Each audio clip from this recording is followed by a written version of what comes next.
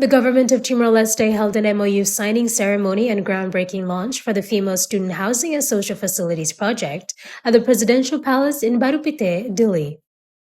Supported by the United Arab Emirates, the project aims to provide safe accommodation and social facilities for female university students, especially those from municipalities studying in the capital, Dili. The idea is to have a residence which is explained, state of the art, that will accommodate 300 girls over the age 16, 17, which is the age of university students.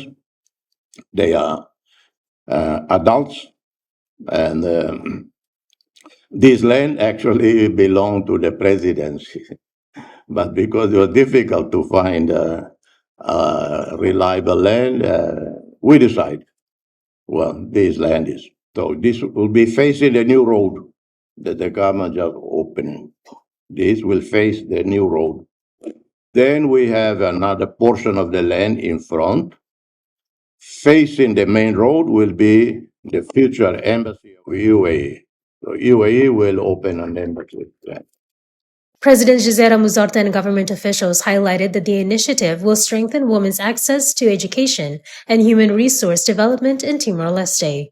The housing complex, expected to include around 500 rooms, is scheduled for completion in 2027. This significant initiative comes under the generous guidance and support of His Highness Sheikh Mohammed bin Zayed Al Nahyan, the President of the United Arab Emirates, whose visionary leadership continues to place great importance on supporting sustainable development, education, and humanitarian cooperation around the world.